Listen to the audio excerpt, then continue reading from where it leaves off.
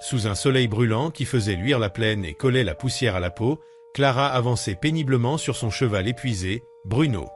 Depuis des heures, elle ne rencontrait ni village, ni auberge, seulement l'horizon infini et le silence lourd du désert. Sentant la fatigue de sa monture, elle murmura quelques mots pour le rassurer, mais le vent s'était mis à souffler plus froid et une ligne sombre de nuages annonçait un orage proche. L'anxiété monta lorsqu'elle réalisa qu'elle était trop exposée, jusqu'à ce qu'elle distingue enfin un petit ranch de bois, entouré d'une clôture simple, où quelques chevaux broutaient près de bottes de foin. De la fumée s'élevait d'une cheminée, un refuge inespéré. Prudente, elle s'avança et appela. C'est alors qu'un homme apparut derrière les chevaux. Grand, torse nu, les cheveux noirs retenus par un bandeau de cuir, une plume glissée près de l'oreille. Ses traits étaient fins, son regard profond, sa présence calme et assurée. Il la dévisagea un instant avant de constater que son cheval était exténué. Elle lui expliqua qu'elle cherchait simplement un endroit où passer la nuit et qu'elle pouvait payer, mais il refusa l'argent, affirmant que la tempête serait dangereuse et qu'elle serait plus en sécurité ici que dehors. Malgré ses hésitations et ce qu'on racontait en ville sur les Apaches, le regard sincère de l'homme la rassura. Il se présenta sous le nom de Koana et l'invita à conduire Bruno à l'écurie, lui offrant eau et grain. En descendant de cheval, Clara chancela et manqua de tomber. Koana la rattrapa aussitôt, puis se recula avec délicatesse en s'excusant. Encore tremblante, elle le suivit dans la grange où l'odeur du foin et du bois l'apaisa un peu. Après avoir vérifié l'état de Bruno, il lui assura qu'il se remettrait avec une nuit de repos. Clara avoua alors que, dans son village, on parlait mal de son peuple. Il répondit simplement qu'on craignait souvent ce qu'on ne connaissait pas toucher, elle admit avoir elle-même peur parce qu'elle était seule. Il lui sourit légèrement, lui expliquant que la peur pouvait protéger, mais qu'elle ne devait pas fermer le cœur. Il l'invita ensuite dans sa maison, simple mais soigneusement tenue, un feu chaleureux, une table propre, quelques fourrures accrochées.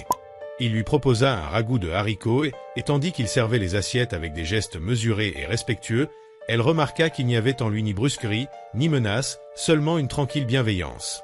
Elles commencèrent par manger en silence avant que les mots ne se libèrent peu à peu. Clara finit par lui avouer qu'elle fuyait un mariage imposé avec un homme brutal, un riche propriétaire qui contrôlait tout le village. Koana l'écoutait attentivement, immobile, le regard ferme. « Je ne voulais appartenir à personne », conclut Clara, la gorge serrée. « Je cherchais juste un toit pour passer la nuit avant de reprendre ma route. » Koana prit un moment pour réfléchir puis déclara, d'une voix assurée, « Ici, tu n'appartiens à personne. Cette nuit, tu es sous ma protection, et je te fais une promesse. Je ne profiterai ni de ta peur ni de ta solitude. » Ces mots simples la touchèrent profondément. Jamais personne ne lui avait offert un respect aussi limpide. Dehors, un éclair déchira la plaine, l'orage éclatait. Clara, inquiète, demanda où Koana dormirait. Il prit une épaisse couverture et répondit qu'il passerait la nuit sur le porche pour surveiller les chevaux, la laissant occuper le lit. Pour lui, c'était naturel. Protégé, jamais profité. Pour elle, c'était nouveau. Allongée près du feu, elle l'entendit quitter la pièce, tandis que la pluie battait le toit et que le vent sifflait dans les interstices. Malgré la tempête, elle se sentit étrangement apaisée avant de sombrer dans le sommeil, une pensée naissant au creux de son esprit. Peut-être que cet endroit représentait plus qu'une simple halte. Sur le porche, Koana restait éveillé, habitué à guetter la nuit, conscient que la tranquillité du désert n'était qu'une façade. À l'intérieur, Clara luttait contre le tonnerre qui la réveillait sans cesse. Elle était dans une maison étrangère, avec un homme dont elle connaissait à peine le nom, et pourtant elle ne s'était jamais sentie aussi en sécurité. Puis un bruit sec retentit, différent du tonnerre, on frappait à la porte. Deux voix avinées se firent entendre, réclamant la jeune femme aperçue plus tôt dans le village. Clara, pétrifiée, reconnut le ton d'hommes habitués à imposer leur volonté. Koana leur répondit calmement de retourner d'où ils venaient, mais l'un d'eux descendit de cheval, agressif. Koana ne cria pas, ne menaça pas. Il se contenta de s'avancer et de leur rappeler que vouloir traiter une femme comme un objet ne faisait pas d'eux des hommes. La tempête couvrit un instant le silence qui suivit. L'un des intrus tenta de le pousser, mais Koana esquiva et le saisit par le poignet, sans violence, en répétant qu'il ne céderait pas. Finalement, l'autre convainquit son compagnon de repartir, non sans lancer une dernière menace avant de disparaître dans la nuit. Lorsque tout redevint calme, Koana retourna vers la maison où il trouva la porte entr'ouverte. Clara se tenait là, les mains tremblantes. « Ils sont partis » demanda-t-elle. Il hocha la tête, précisant que d'autres viendraient peut-être le lendemain et qu'elle devrait décider de ce qu'elle ferait ensuite. Elle leva les yeux vers lui. « Tu t'es interposé pour moi sans même me connaître, » dit-elle. N'importe quel autre homme aurait ouvert la porte. Koana secoua la tête. « Je ne me suis pas interposé uniquement pour toi, » répondit-il. « Je l'ai fait parce que ce qu'il voulait faire était mal et parce que tu as déjà assez souffert. » Elle se serra contre elle-même. « J'ai peur, » confia-t-elle. « Si le chef découvre que je suis ici, il pourrait venir avec d'autres hommes. Il a de l'argent, des armes, de l'influence. Alors, tu ne seras pas seul, dit-il d'un ton calme et résolu. Il existe des moyens de disparaître sans laisser de traces dans ce pays. » Un doux silence s'installa entre eux. L'orage commençait à se calmer, même si le ciel grondait encore au loin. « Merci, Koana, » murmura Clara. « Tu ne m'as pas seulement offert un endroit où passer la nuit. Tu m'as défendu comme personne ne l'a jamais fait. » Il recula légèrement, mal à l'aise face à ses compliments. « Tu n'as pas besoin de me remercier pour avoir fait ce qu'il fallait, » dit-il. « Va te reposer, on en reparlera demain à la lumière du jour. Les décisions importantes se prennent mieux quand le soleil est haut. » Avant de fermer la porte, Clara marqua une pause. « Tu peux rester à l'intérieur ce soir ?» demanda-t-elle. « Je ne veux pas que tu aies froid dehors à cause de moi. » Koana hésita un instant, puis acquiesça.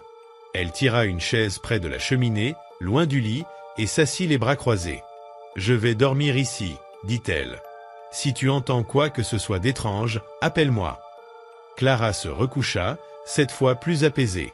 En fermant les yeux, elle vit Koana, silhouette, imperturbable devant le feu, gardien silencieux. Il ne la regardait ni avec avidité, ni avec impatience, mais comme on protège un trésor précieux. Peut-être, pensa Clara avant de s'endormir, que tous les hommes ne sont pas comme elle l'avait cru. Peut-être que l'un d'eux pourrait lui apprendre ce qu'est le vrai respect et peut-être le véritable amour. L'aube se leva sous un ciel limpide, comme si l'orage de la nuit précédente n'avait été qu'un mauvais rêve.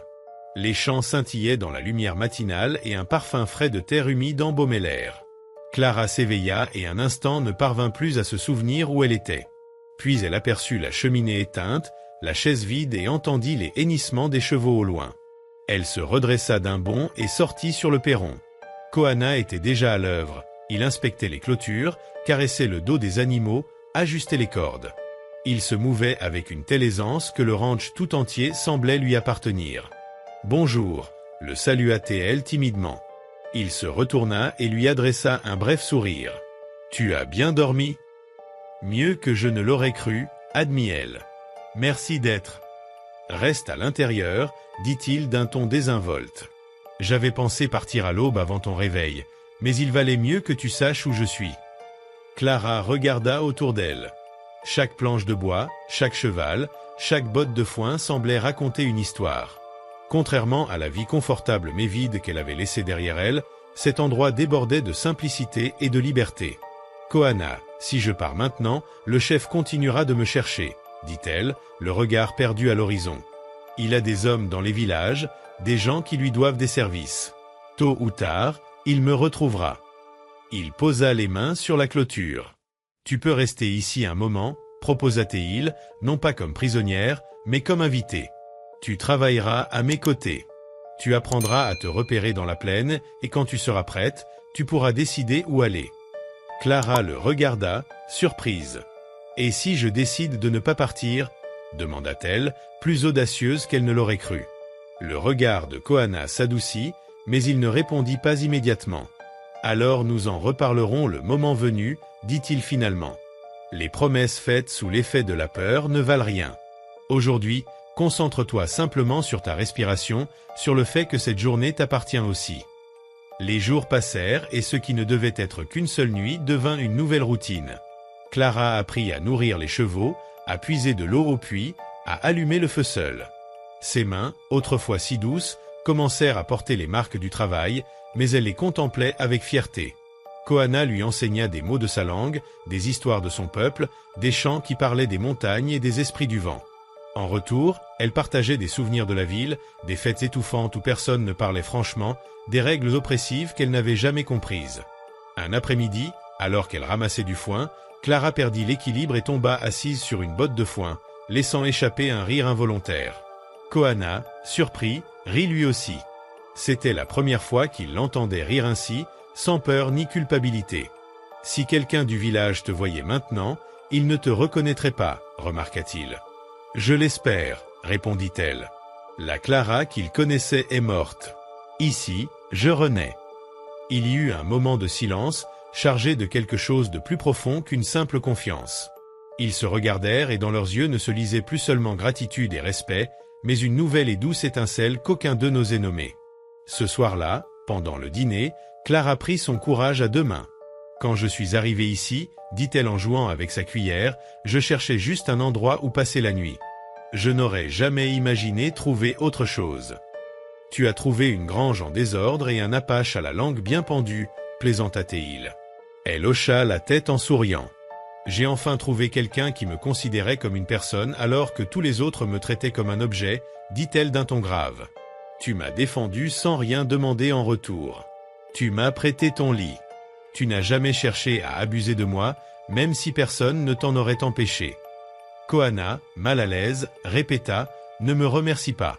J'ai fait la seule chose qu'il fallait. » Clara le regarda droit dans les yeux. « C'est précisément pour cela que je te remercie. » Le silence retomba, mais cette fois, il n'avait plus rien de pesant, il formait comme un pont invisible entre eux.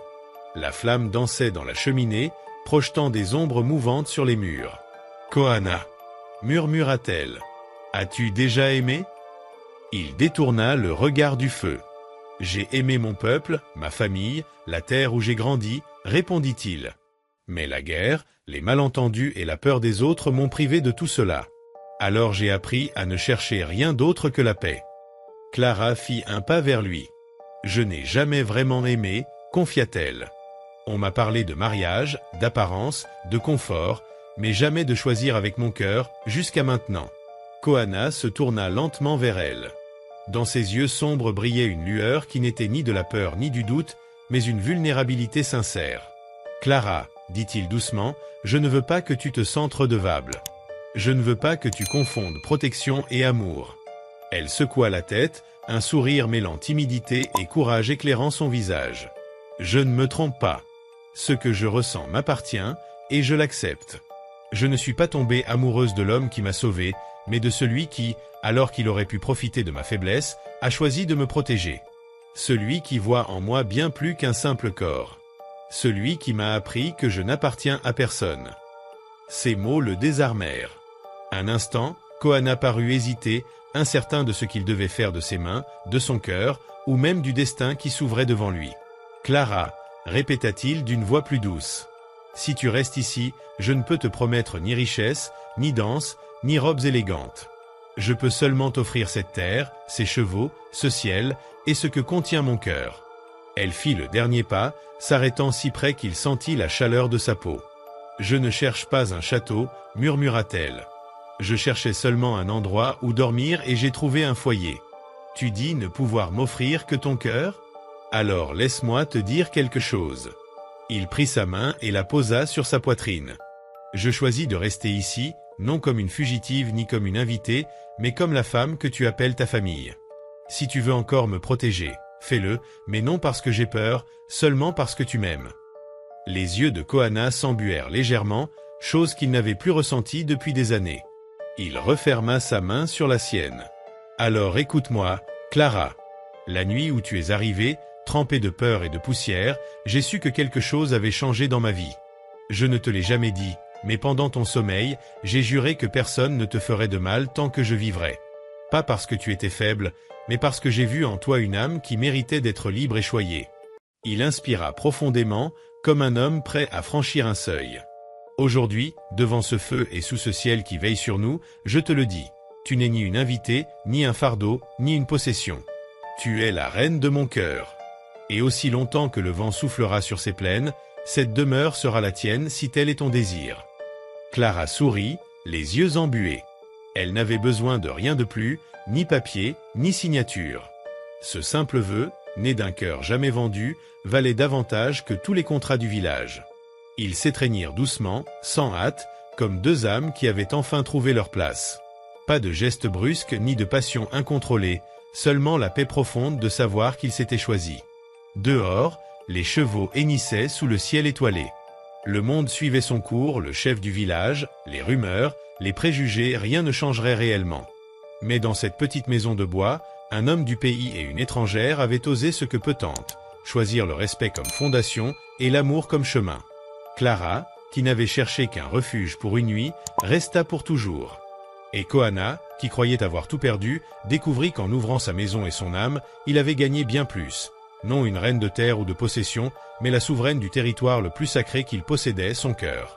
Marca e a fã deixou uma amostra de DNA para nós. Hugo disse que pode ajudar tendo essa amostra e tá de olho nos passos do Heraldo por enquanto.